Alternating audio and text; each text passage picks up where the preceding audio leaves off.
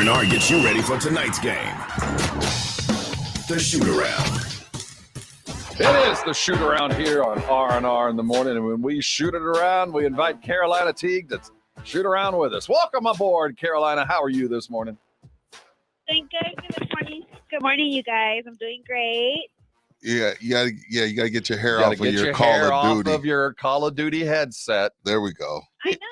You sound like a DJ scratching. I sound like I'm in outer space reporting live from Mars. That's what I sound like. Let's get right to it.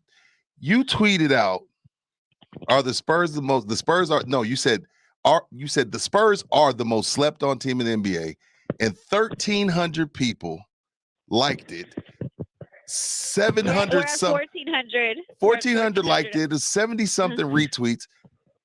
Y'all cool. Look, I love what's going on. I'm happy. When the Spurs are better, it's better for our jobs.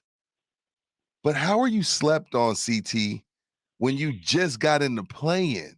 Like, slept on is the team that's like they're in the 4th seed just chilling. Like, Milwaukee can feel slept on. Like, we just won the title. Nobody's talking about us. You know what I mean? But how can you be slept on at the 10th seed, CT? Please explain to me how you and 1,400 other people feel that way. I don't know what to tell you, Rudy J. When you're right, you're right. I don't know. I don't know. But real talk. We got some diehard fans out here. You too might be sleeping.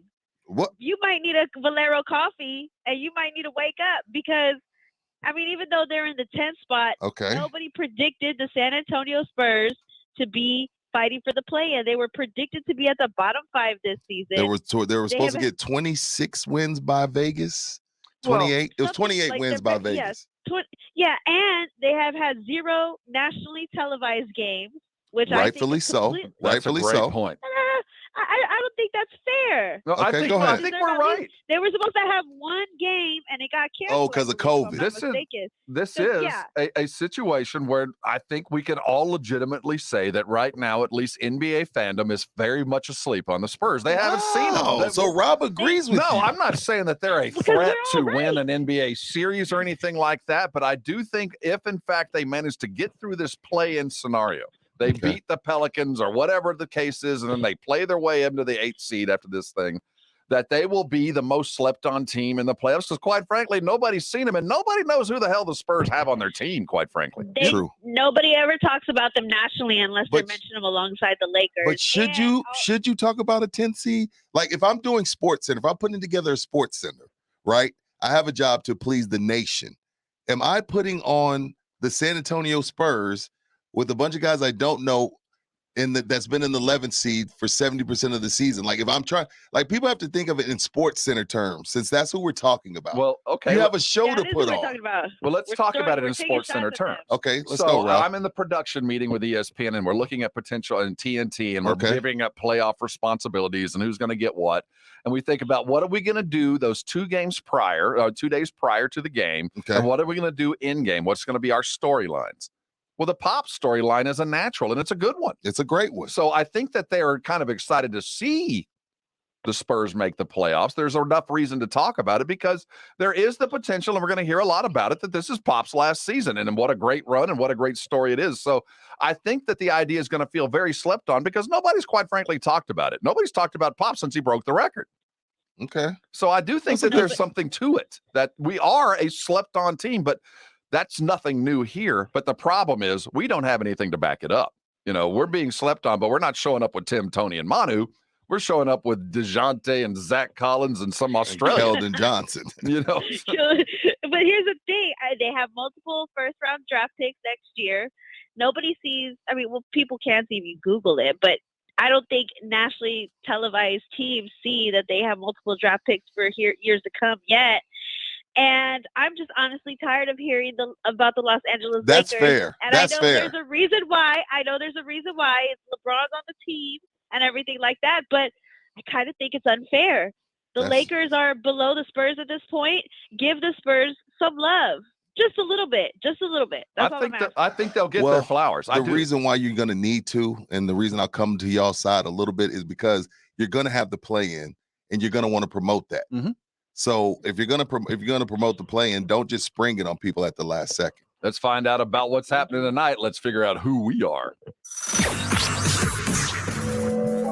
Know yourself.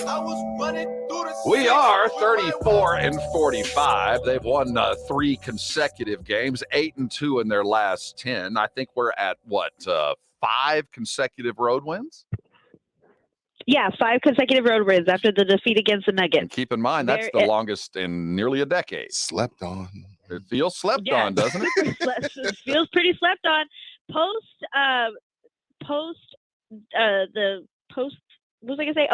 Derek White trade, they've been playing significantly better, and the Spurs have won the last 8 out of their 9 games.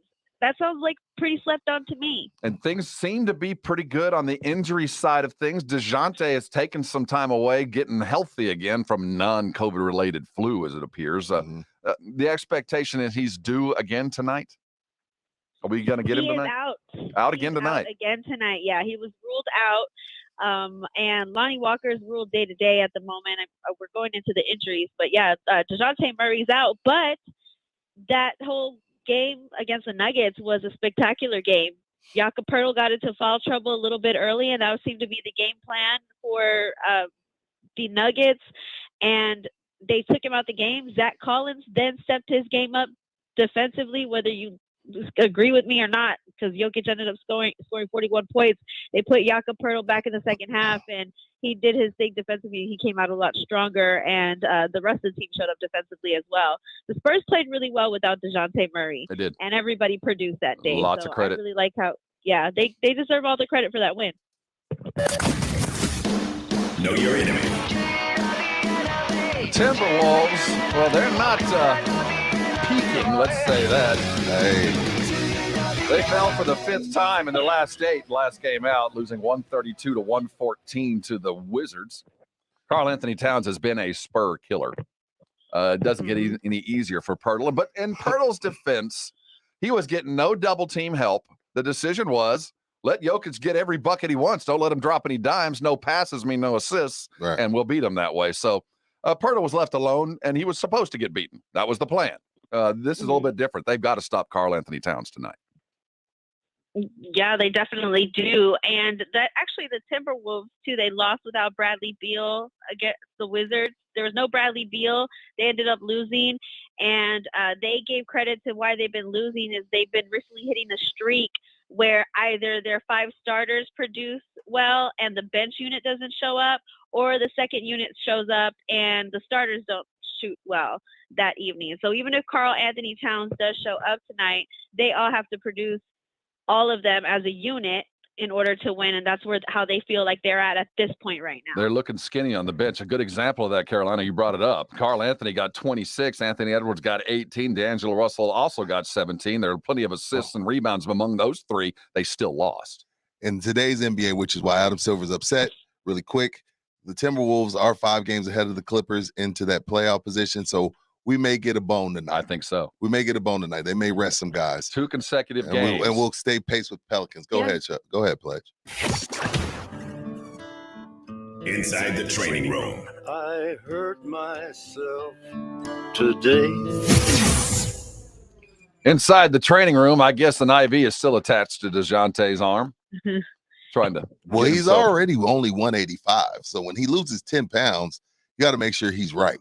He's like my weight. Yeah, you want to make sure he's right for that play-in. And I think if this was a play-in, he would be playing. Yes. And the fact that you mentioned it, Minnesota can glide right now. They're not going to make up any ground. They're not going to move up, and they're certainly not going to lose ground to the Clips. So right. I think they're in fine shape to let one go and rest just a little bit. I think the door will be open because Minnesota's a little disjointed right now. They're not playing like a playoff team. 5-5 the last 10, and I think they've lost 3 in a row.